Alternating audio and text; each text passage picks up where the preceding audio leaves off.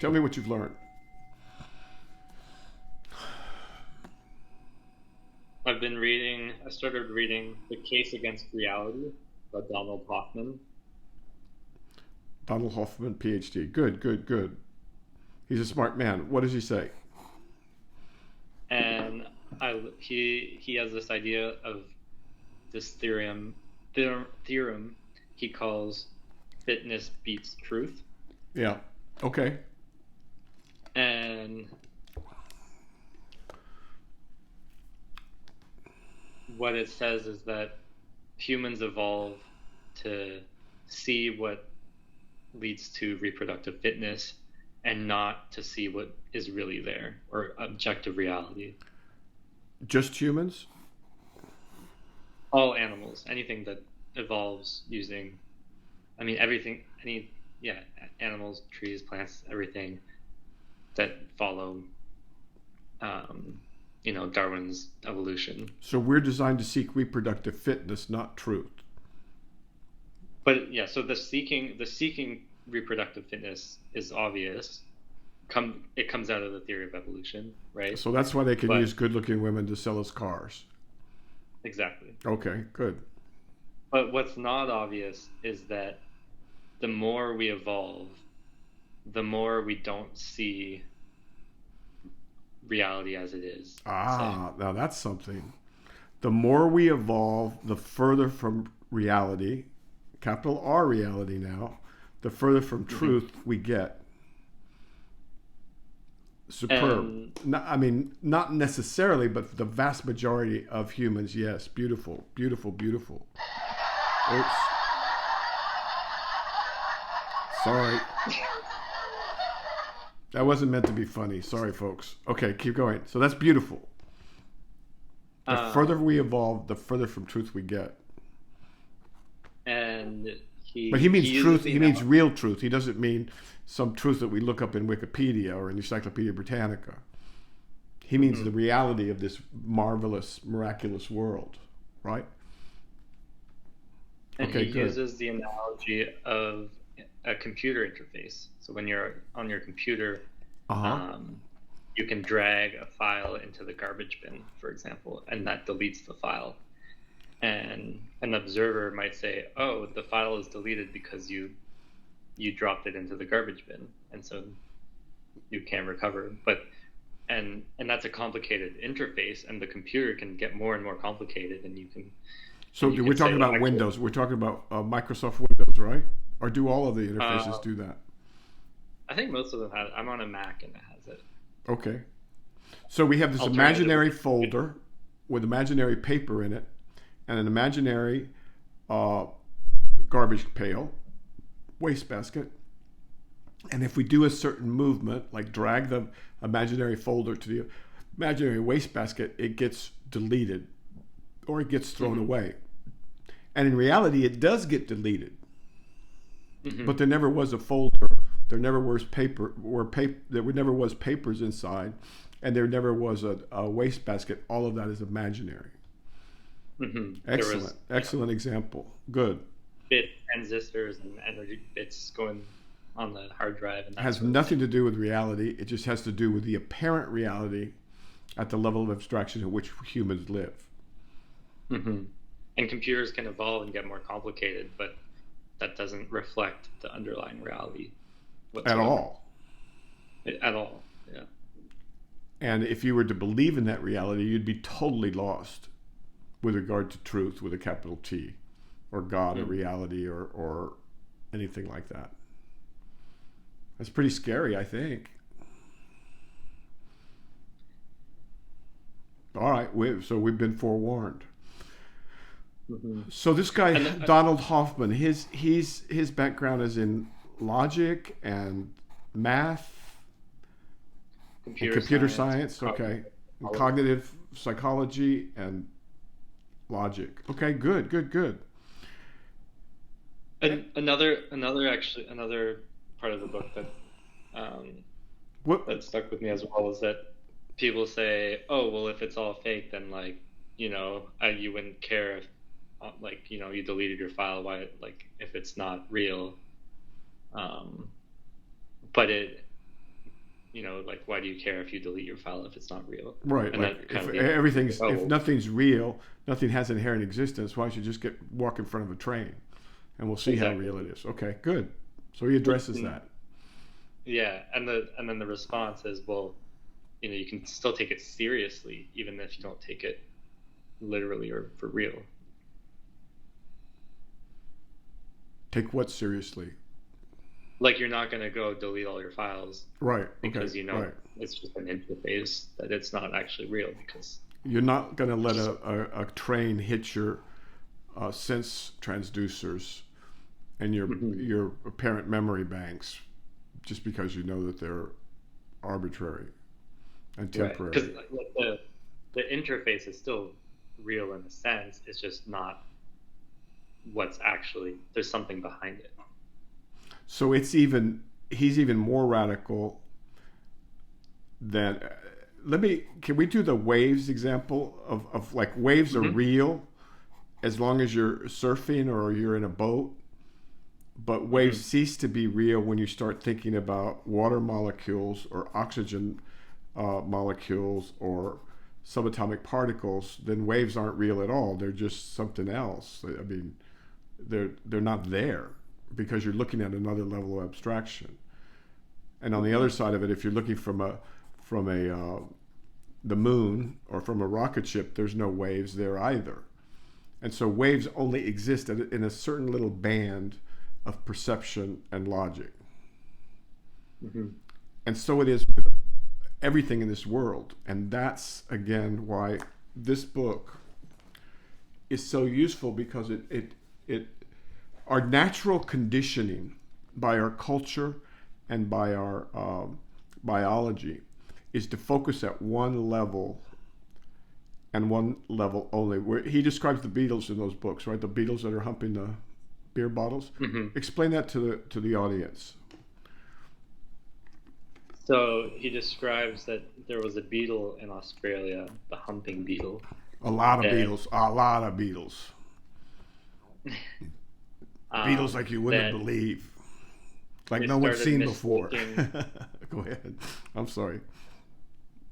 They started mistaking these empty beer bottles for female beetles, and they would start humping them, and they'd waste all their energy trying to mate with these discarded beer bottles. They'd hump themselves to death and not accomplish anything. Yeah. And these beer bottles were, brown and just in the right shape or texture or something. And I think the government or some group had to intervene and force the company to change the color or shape of the bottle to save the beetles. Yeah. Maybe they'll have to outlaw. We have similar things. What are they called? We have facsimile women that are made out of plastic or whatever, those sex dolls or whatever. Yeah. They don't resemble women really at all, except in the very grossest proportions of hip to waist, right? I mean, you don't have to go to the dolls. You could just take images of it.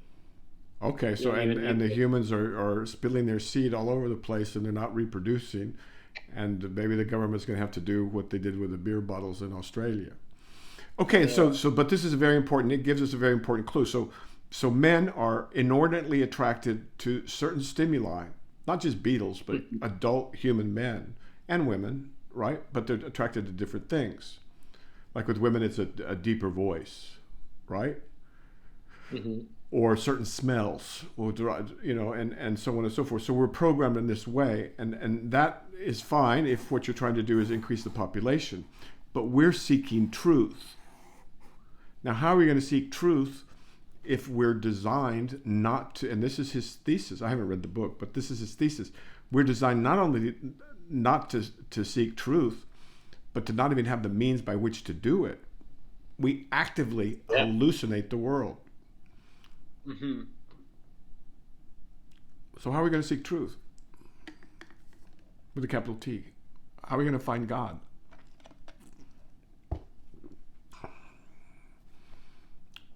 Well, you were telling me people have been doing it through direct perception. Absolutely. That's the only way we know of. That's for sure. Yeah. Direct perception. Or death. With death, you're going to find the truth too. So direct perception is a direct mystical perception, right? Mm-hmm. And it so happens that the closer you get to that, the less suffering you have in your life. So I recommend Hoffman, by the way, and just as I recommend a subscription to YouTube if you can at all afford it, and I also recommend to young people that you start to cultivate interests in different things besides what you're working on as a primary. It could be botany, it could be music, it could be physics if you're that kind of brain. It could be painting. It could be, collecting beetles. It could be butterflies. It just, the more of these that you collect, and you should give yourself permission to be interested in these things. If you find something interesting, like last night I was studying these tardigrades. Good God, they dehydrate, and they can last in incredible temperatures, like 400 degrees Fahrenheit and minus 400 degrees Fahrenheit. And these guys just chug along. And they don't freeze and they don't burn up, or what they do is they dehydrate, like the humans in that, what was that series called? It may have just been the Chinese version. What was it called? It was a big deal this last spring. The three-body problem. The three-body problem, right? They dehydrated all the humans. You haven't seen it? No, should I? That's a lot of hours for the Chinese one, but the Chinese one is so much better than the American one. But at any rate, they dehydrate the humans, and they just become these flat, lifeless, dehydrated, looks like a piece of loose cardboard. But these tardigrades actually do it, and they have these certain kind of proteins that allow that. So at any rate, my point is this, is that one should allow oneself, not only that, encourage oneself to develop interests outside of whatever you happen to be preoccupied with at the moment. For several reasons. One is that you start to increase the breadth of your brain. And what's happening is folks are coning down on these wonderful and hilarious memes, or whatever happens to be piped into the collective consciousness by the money machines, right? Batman, mm-hmm. or, whatever it might be. And Batman, that really dates me, but that kind of thing. And so, but the other part of that is being able to scale up and down any particular spectrum to where you get the whole spectrum, or as much as the spectrum as the human can get, rather than just the waves or the water or the molecules or the blue. Are you following me? Okay, good. Questions about Dharma or comments about anything?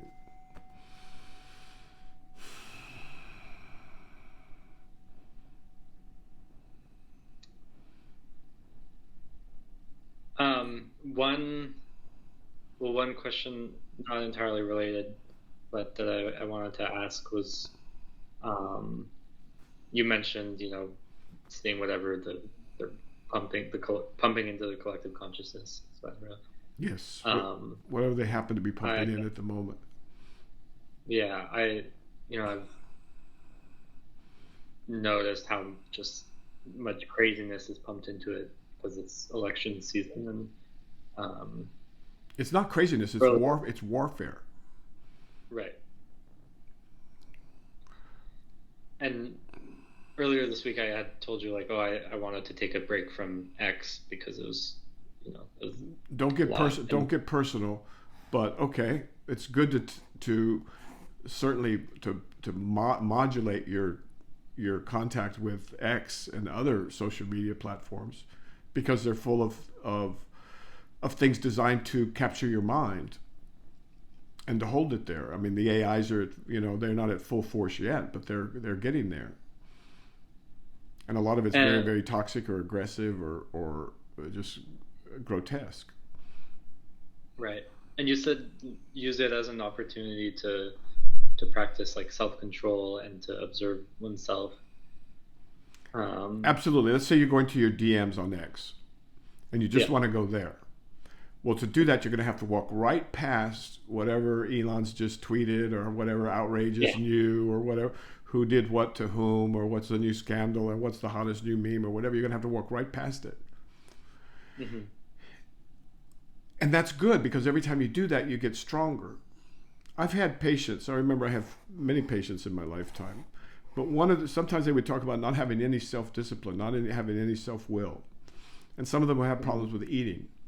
And so what we'd do is we'd put a nice Twinkie or something delicious or something like that on their dresser in their room. And every time they walked past that, it'd be the opposite of like trying to hide it all. They would put the Twinkie on the dresser, and every time they walked past it, they had to exert their discipline and their patience over that object. Each time they did it, it got easier and easier and easier.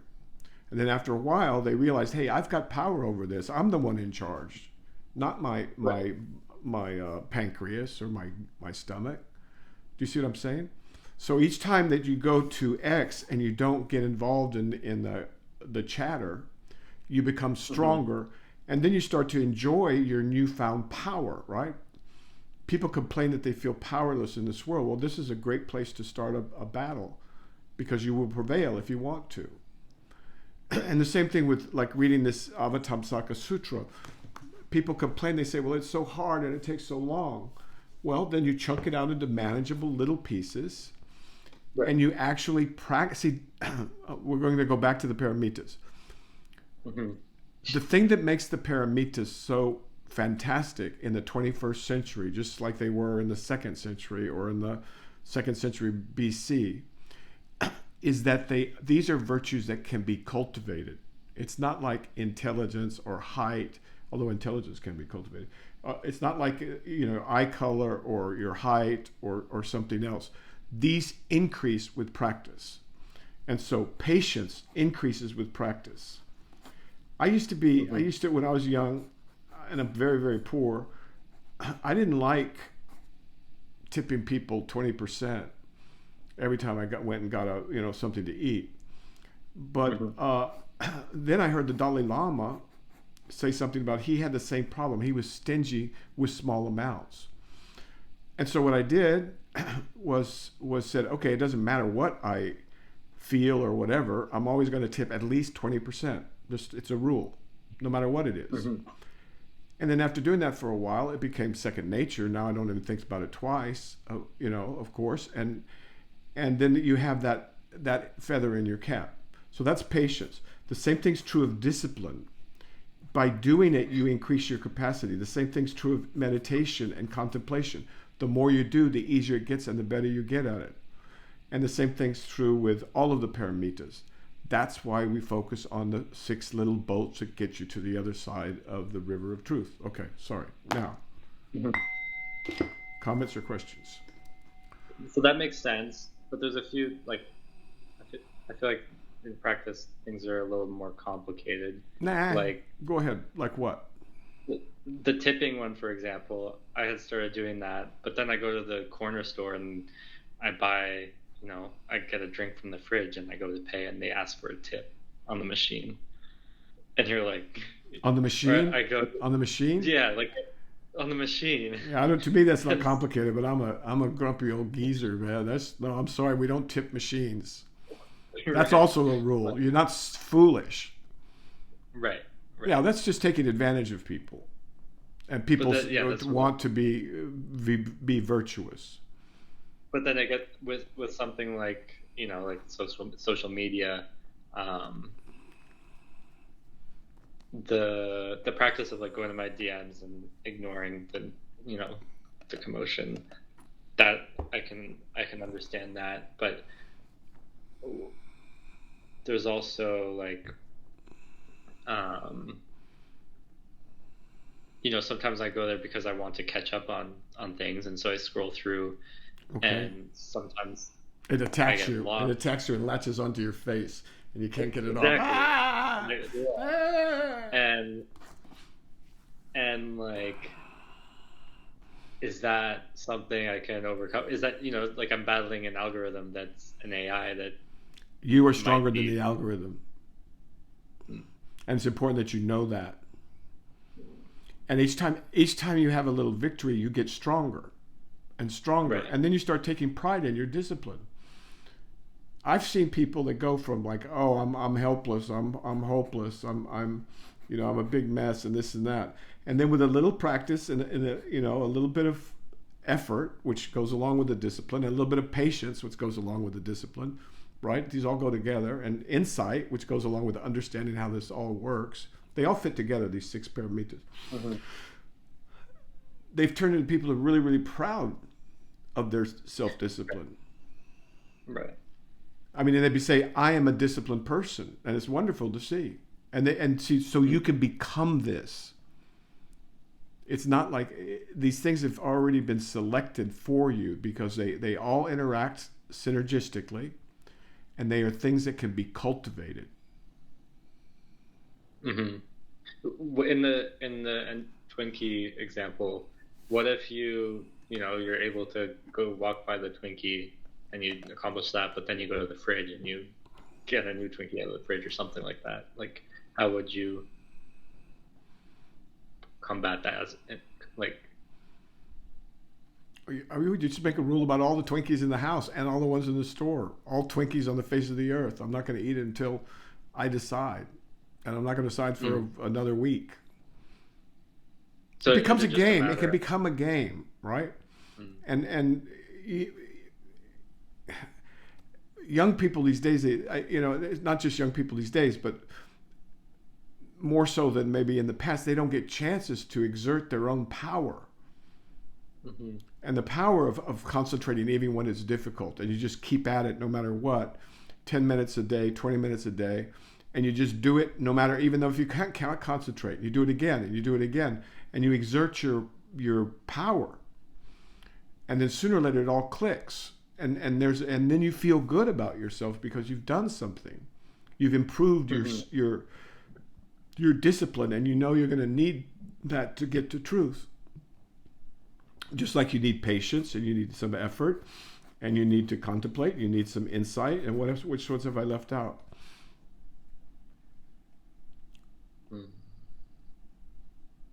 Generosity, yeah, generosity to yourself, right? Maybe you aren't perfect the first few weeks or whatever, so you're generous towards yourself a bit. Right. All these work together. It's brilliant. It's absolutely brilliant. I'm telling you, I'm a Harvard-trained psychiatrist, right? And I spent many years, more than a decade at Harvard, learning this stuff. Mm-hmm. And it's not as sophisticated as this. Right. So I guess what I'm wondering is, like, surely people try this and fail, right? Like, people say they want to get more disciplined and they don't. And so what is it that sets the rule in life and in Dharma is this: fall down 7 times, pick yourself up 8. That's a rule for life. All of these things, by the way, even if you weren't seeking God or truth or ultimate beauty, these are good rules for living too. And you see so many people suffering because they feel powerless or they feel hopeless in the face of this new world, but it couldn't be more different than that. So I really encourage people to practice these paramitas, these 6 paramitas. You'll be fine. You'll be better than fine. And you know, pride is the enemy of truth, like certainty is the enemy of truth. But it's okay to take pride in your capacities as they're evolving. Like, you feel a little bit better every time you walk past a Twinkie. You feel a little better every time you dash into the DMs of X and you don't get caught up in all the other crap. Yeah. And that's life, right? And these habits are what you're going to have when you're an old person. And your life is all you're going to have to look back on. So please do something worthwhile with your life, because you don't want to be old and looking back and saying, oh my God, I wasted the most precious thing there is. I told you how I got in this whole business was, I was a psychiatrist in New England, and these executives were coming in at retirement age around 65, and they were depressed. And then it just hit me one day. I said, oh my God, the reason they're depressed is because they wasted their entire life. And then I realized, oh my God, this could happen to me. So I changed my life so I wouldn't do that. And so you don't want to waste a life. A misspent life is a terrible thing to have to ruminate about when you're an old lady or an old man. So enjoy yourself too. That's one of the reasons why I say cultivate these ancillary, these other interests. Pottery, gemstones. It doesn't matter what it is. There's so many fantastic things on this planet. Yeah. So don't be a one-trick pony the way society sometimes seems to want us to be. Okay. Dharma questions.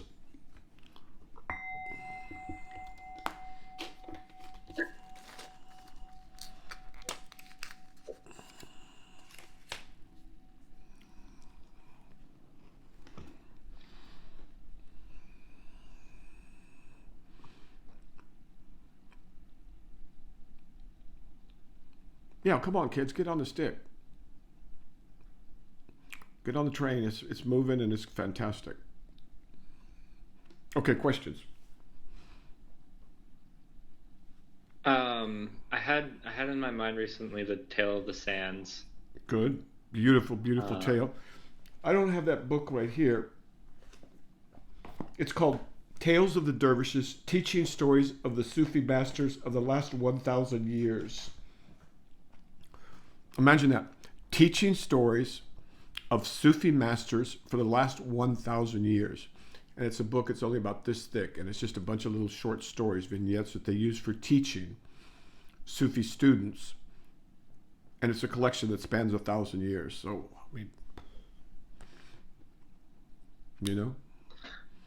highly recommended. Idris Shah, by the way, Octagon Press. Is it Octagon Press? That sounds right. That book, I think, was meant for general audiences too, sort of ish, although it's also used for teaching. But Tale of the Sands is a gorgeous story right in the middle of it. Go ahead. And in it, there's, the sand is trying to get, or what is it? The stream is trying to pass through a desert. The stream knows that the stream has this goal of reaching the ocean. The ocean, which is home, which is God, which is where we come from and where we're going. And it has this dream. It really wants to reach the ocean. Go ahead. But in order to go, it needs to cross a desert filled with sand. Yeah. And it keeps, going into the sand, and then it dissipates, and it's getting frustrated that it can't pass. Why don't you read it to people? Do you have it there? I don't think I have it right here. Grab it. It's so beautiful, and so it's kind of emblematic of the book, and I think people would really both enjoy it and profit from it. So let's do it.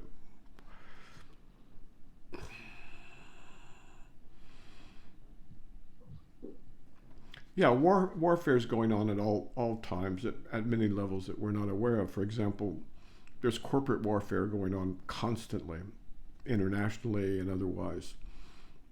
And sometimes it gets very nasty. And then there's, of course, political warfare, and then there's geopolitical warfare, and then there's actual warfare where people get killed routinely, and that's a horrible, horrible thing. And we must do everything we can to prevent that. I had the privilege of being with the Marines during the Vietnam War, and I wasn't in Vietnam, but they would come back from there, and no one's as anti-war as a soldier. And so the adage, war is too important to be left to the generals, is a very true one, and we have to be very, very careful because we're in a very dangerous spot. Okay, let's go, sir. Tale of the Sands? The Tale of the Sands. Slowly, please. A stream from its source in far-off mountains, passing through every kind and description of countryside, at last reached the sands of the desert. Just as it had crossed every other barrier, the stream tried to cross this one, but it found that as fast as it ran into the sand, its waters disappeared. It was convinced, however, that its destiny was to cross the desert, and yet there was no way. Now a hidden voice, coming from the desert itself, whispered, The wind crosses a desert, and so can the stream. The stream objected that it was dashing itself against the sand and only getting absorbed, that the wind could fly, and this was why it could cross a desert. By hurtling in your own accustomed way, you cannot get across. You will either disappear or become a marsh. You must allow the wind to carry you over to your destination. But how could this happen? By allowing yourself to be absorbed in the wind. The idea was not acceptable to the stream. After all, it had never been absorbed before. It did not want to lose its individuality. And once having lost it, how was one to know that it could ever be regained? The wind, said the sand, performs this function. It takes up water, carries it over the desert, and then lets it fall again. Falling as rain, the water again becomes a river. How can I know that this is true? It is so, and if you do not believe it, you cannot become more than a quagmire, and even then, even that could take many, many years, and it certainly is not the same as a stream. But can I not remain the same stream that I am today? You cannot in either case remain so, the whisper said. Your essential part is carried away and forms a stream again. You are called what you are even today because you do not know which part of you is the essential one. When he heard this, certain echoes began to arise in the thoughts of the stream. Dimly he remembered a state in which he, or some part of him was it, had been held in the arms of a wind. He also remembered, or did he, that this was the real thing, not necessarily the obvious thing to do. And the stream raised his vapor into the welcoming arms of the wind, which gently and easily bore it upward and along, letting it fall softly as soon as they reached the roof of a mountain, many miles away. And because he had had his doubts, the stream was able to remember and record more strongly in his mind the details of the experience. He reflected, yes, now I have learned my true identity. The stream was learning, but the sands whispered, we know because we see it happen after day, and because we, the sands, extend from the riverside all the way to the mountain. And that is why it is said that the way in which the stream of life is to continue on its journey is written in the sands.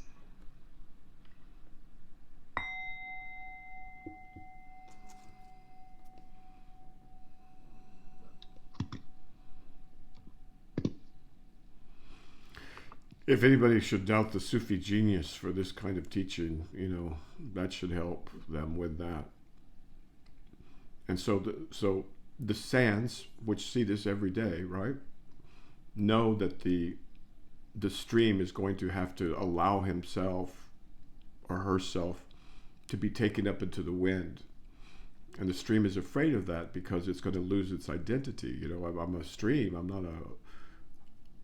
I'm not a cloud. But the sands know that this is part of the process, and then the wind gently carries the airborne stream across the desert, and so the stream ultimately finds its destination. So it's a beautiful little tale. That tale probably changed my life. But okay, let's go. Questions?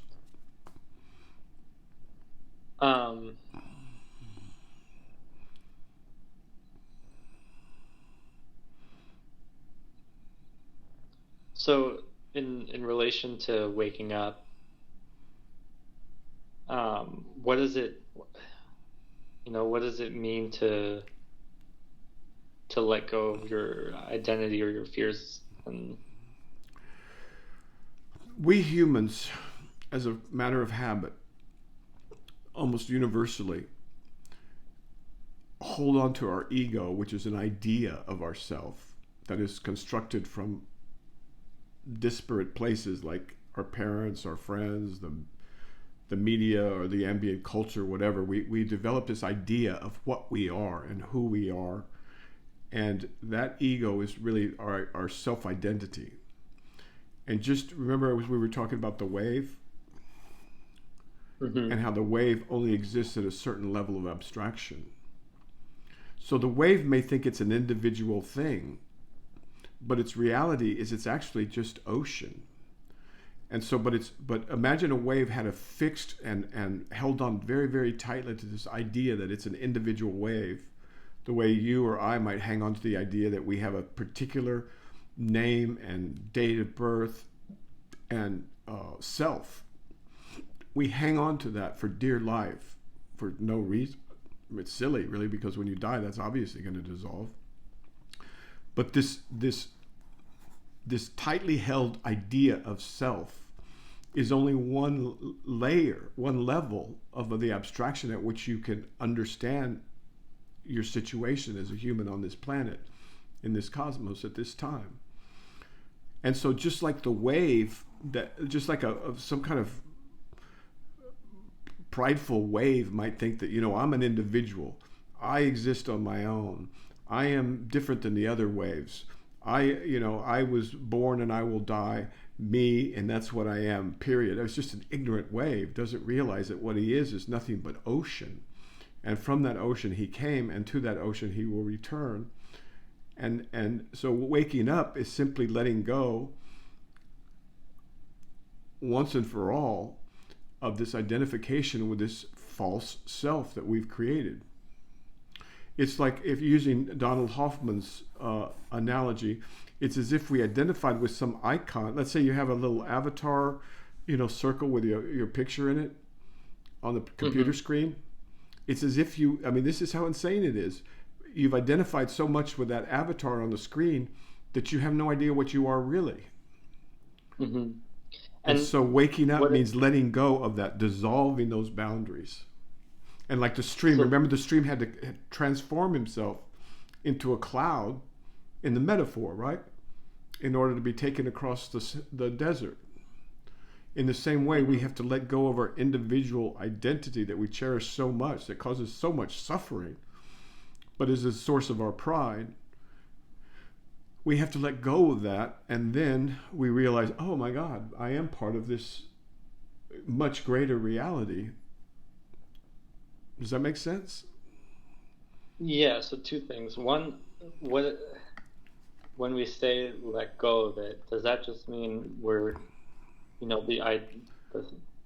thought patterns or the ideas stop coming up? No, they'll come up, but they'll get weaker and weaker and weaker. Or there's just less focus on it? Both. This is where, again, going back to the Paramitas, this is where the insight comes in. It's very, very important to understand first the technicalities of the fact that you're not an inherently existing entity. Mm-hmm. You can't be. That's insight. But in addition to that, insight shows you that what the reason you suffer is because of yourself and the selfishness, right? All our pride, all our attachments to, people get attached to things, or they get attached to ideas, or they get attached to schools of thought or ideology. All of these cause suffering. Every single one of them. And so that's why our first, what is it? The second noble truth of the Buddha is that the first noble truth is that suffering exists. And the second noble truth is the cause of suffering is attachment to concepts. And so wisdom then dictates that, wait a minute, maybe I shouldn't be as attached to this concept of self. Even though it's our prized possession. We're like little kids, with their little toy. This is me, right? And so you got to let go of that. And as you do, that's the end of your suffering.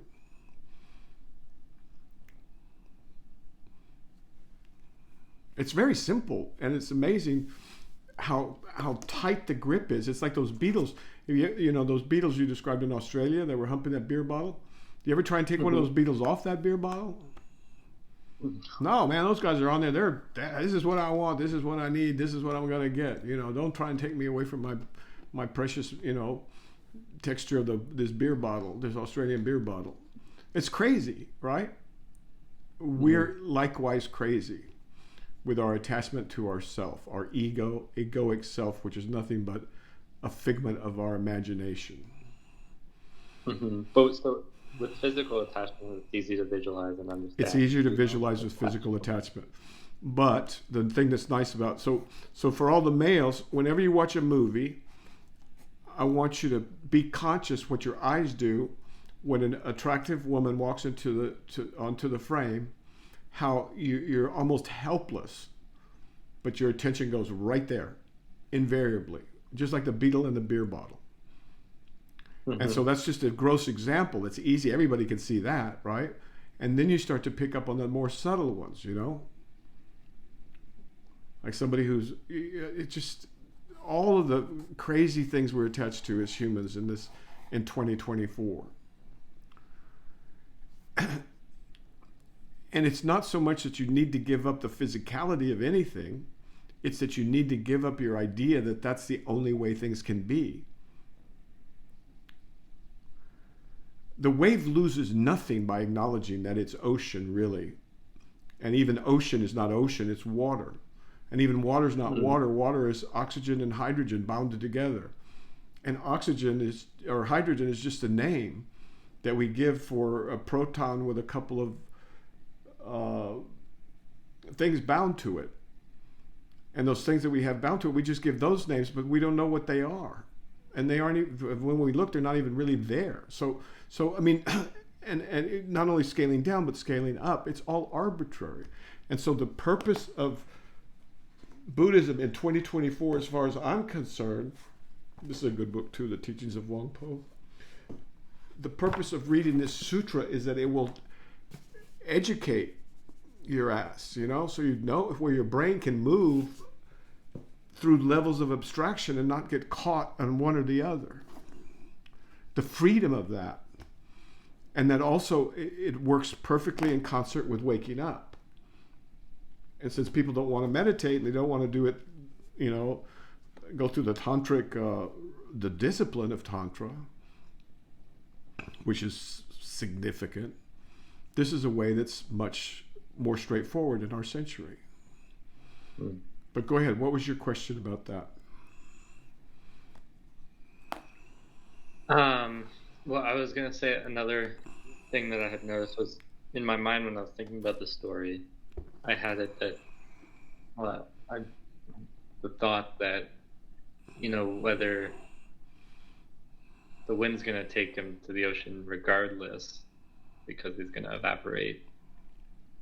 Or like, you know, if I think of a stream, it's going to evaporate regardless and get to the ocean, whether it's trying to or not. Yes, the only question is, do you want to wait for death for that? But go ahead. Was interesting reading the story again. I didn't remember some other parts of it. And so it is with all of the little tales in this book, and every Sufi tale, and every Nasruddin joke. And maybe we should spend more time on this so people can be introduced to the incredible contribution of Idris Shah in the 20th century. Idris Shah was the Afghani ambassador to England, and little do we know that the civilization of Afghanistan is ancient and rich and profound and sophisticated. That whole area, of course, and that's where the flower ornament comes from, more or less. Now, every story is like that, and that's why you read it over and over, is because you get more each time, because you're a different person, you understand more. And so some of them are just kind of like cute stories or jokes in the beginning, but then as you age, say 4 years, and you understand more of life, then they mean something different, and you keep going. And the same thing's true, by the way, I'm told, of the Quran. And certainly with the teachings of Jesus, I mean, they're easy. They're pretty straightforward at one level, but then they start to reveal their extraordinary profundity as your understanding increases. Right? So which part did you notice this time? This time I noticed, I noticed that, you know, my remembering of it, they don't explicitly say that he's going to get to the ocean regardless. He says that, or the sands say,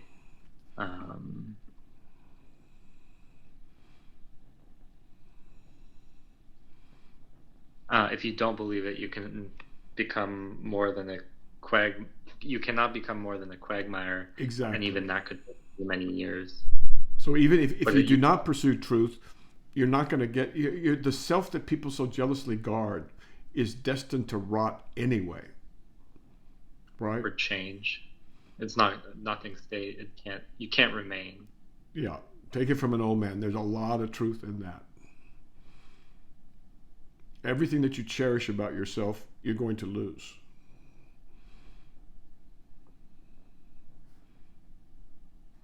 So why play a loser's game? And another thing that sticks out to me this time is that the stream says, you know, that he remembers, sort of. He's not sure if he remembers, but he thinks he remembers, you know. And then just like each one of us knows somewhere deep inside ourselves that there's truth somewhere within us. And the reason we sense this is because it's absolutely true. Deep down inside, everyone knows the truth because everyone is made of God, right? God is everywhere, whatever you want to frame it. Do you see what I'm saying? So deep down inside, scientists, poets, artists, whatever they are, just regular people, they know deep down inside that there's a deeper truth. Okay, but keep going. And then he gets picked up by the wind and goes through, and then he comes back on. He allows himself to be picked up by the wind. And he falls on the roof of a mountain many miles away. And then he says, because he had his doubts, the stream was able to remember and record more strongly in his mind the details of the experience. Yeah. And that's what I wish for all of you, for all of humanity, that humanity, or you individually, or us collectively, humanity could wake up and realize what we are the whole time, and then all our fears would go away. All of our anger and frustration and bitterness and rancor, resentment and envy, all those things just vanish. But the sands, this has been the story of humankind as long as we've known it, which is itself is mysterious. Why would that be so?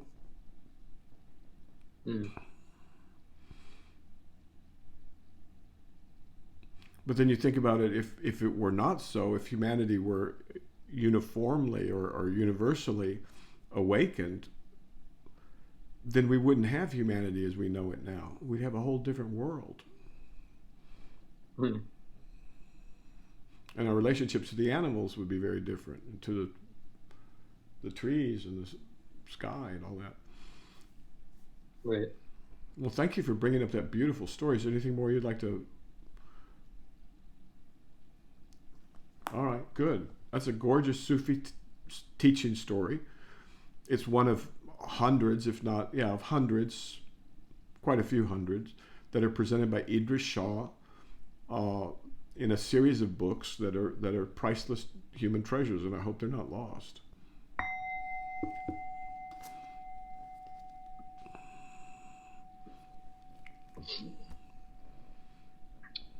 Something that I've noticed is when I meet with you, and sometimes we do like a visualization or meditation or something.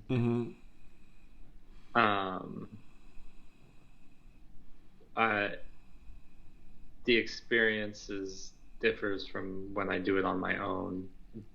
Sure. It's more difficult when I do it on my own, usually.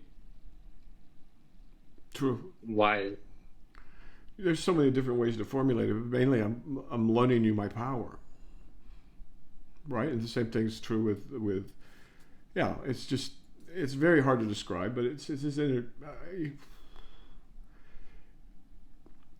having said that, one of the ways that it can be easier for people to meditate, for example, or to read a sutra is with somebody else.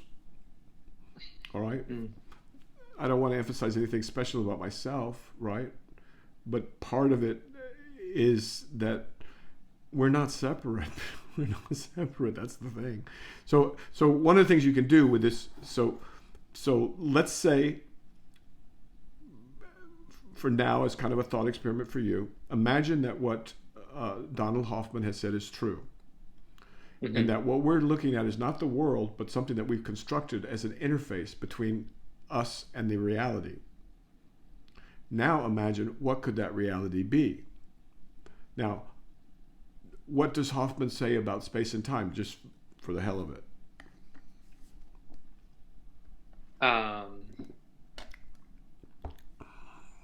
Well, the part I remember that sticks out to me is that that our world doesn't come out of space and time. Space and time comes out of whatever our world is. Okay, so space and time can't be fundamental. Yeah. So now we have to visualize a reality that doesn't include any of the features that we associate with it, like objects and color and sound and so on and so forth, and where space-time is not fundamental at all. Okay. Nothing exists inherently. And using the Net of Indra metaphor, which is the best one I've come up with. If somebody's got a better one, I'd love to hear it. But basically, that shows how everything in our cosmos must be interrelated, and that we can't find any boundaries anywhere. There's no boundaries anywhere.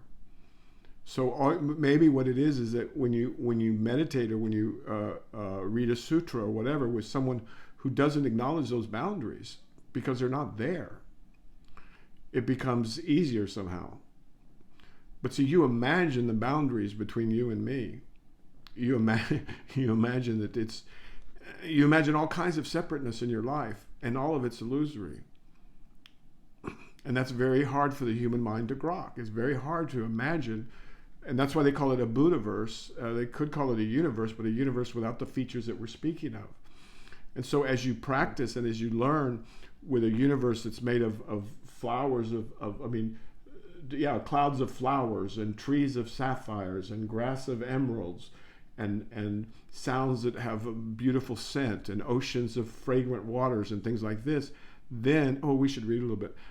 Then what happens is your mind gets a little bit freer and you can start to apprehend reality as it is, not as it's been fabricated by this primate brain.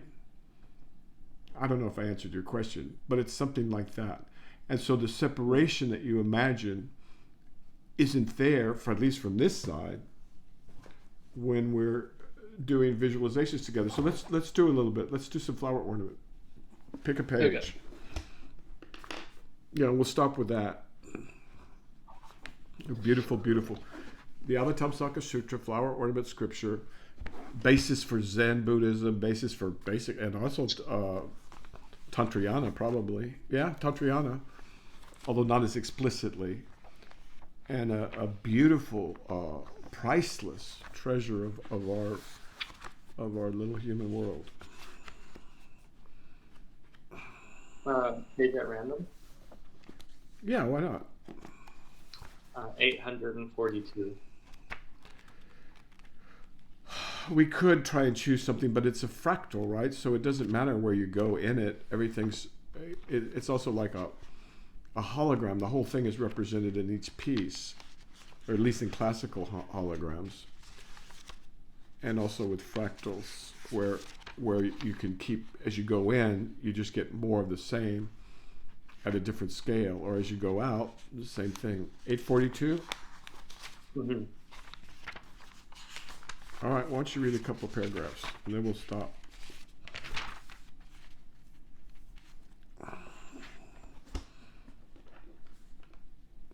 Okay. Just as the great lake heatless pours forth 4 rivers from 4 mouths into the ocean, so also do great enlightening beings pour forth various practices from the 4 powers of understanding, ultimately to enter the ocean of omniscience.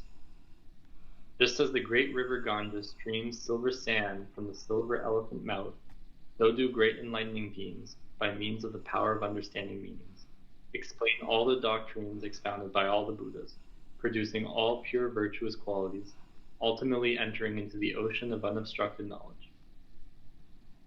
Just as the great river Sita streams diamond sands from the diamond-colored lion mouth, so do great enlightening beings, by means of the power of understanding doctrine, explain for all beings the adamantine saying of the Buddha and elicit adamantine knowledge, ultimately flowing into the ocean of unobstructed knowledge. Just as the great river Sindhu streams forth gold sand from the golden ox mouth, so do great enlightening beings, by means of the power of understanding of expressions, open up the understanding of beings by conditionally produced techniques, in accord with the world, causing all to rejoice, taming and maturing them, to ultimately enter the ocean of conditionally originated means.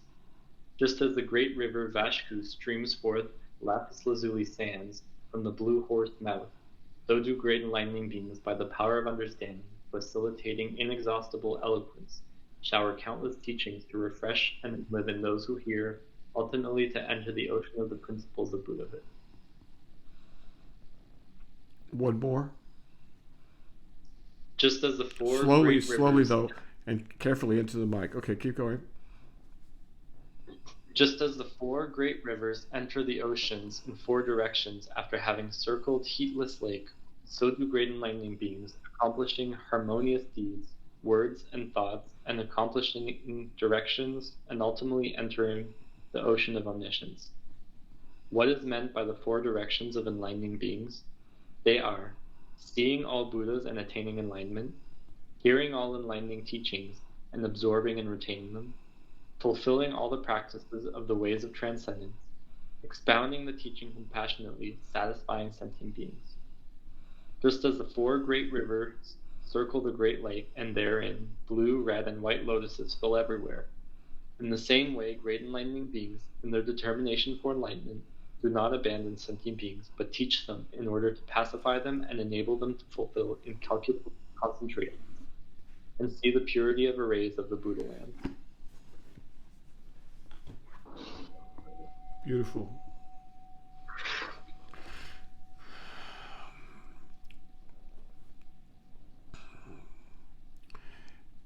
It occurs to me that it's not obvious on first reading what's going on here, but what it's doing is it's mixing mediums, as it were, and using the metaphor of, first of all, a heatless lake.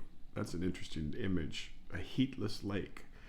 And then these rivers flowing into the ocean. This is like the teachings flowing into you from four different directions, right? And they come together and form this ocean of understanding, which and so on and so forth. But again, the structure of the sutra is fractal and multimodal, very, very much multimodal, and transmodal. I mean, it goes across hearing and seeing, and then they give you a 3D representation of knowledge entering into you as an ocean. So do you have any questions about it?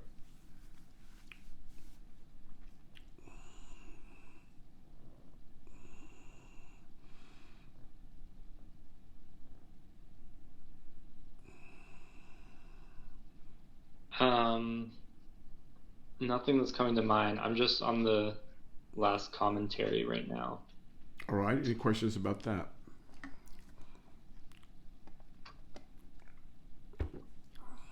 Should the commentary be read out loud as well, or is that more informative? It's not necessary.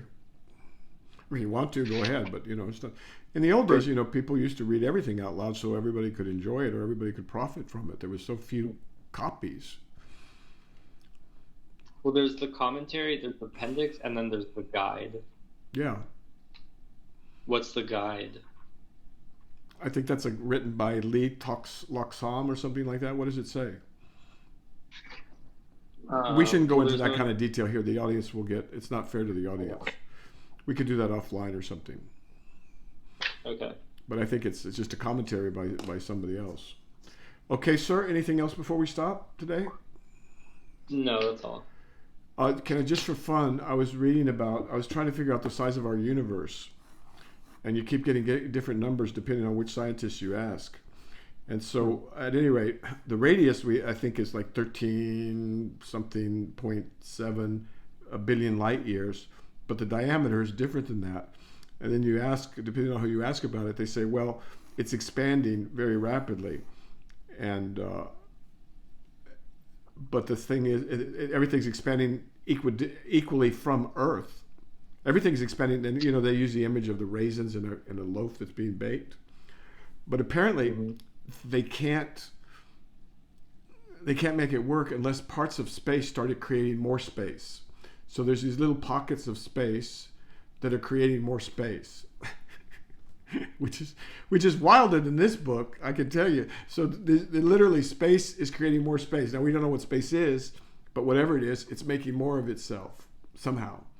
and lots more to account for the expansion of the universe. So we have a ways to go, folks. And it's going to be a lot of fun over the next, I don't know, couple of centuries. Okay, sir. Anything else before we stop? No. Vaya con Dios. And keep working. Dharma, Dharma, Dharma. Now, look, we're getting too much into the... it's okay. Science is real science is the pursuit of truth, and truth is truth. But I worry about the audience, so let's get back to Dharma more a bit. Okay? Good. Ciao, sir. Bye. Hasta luego.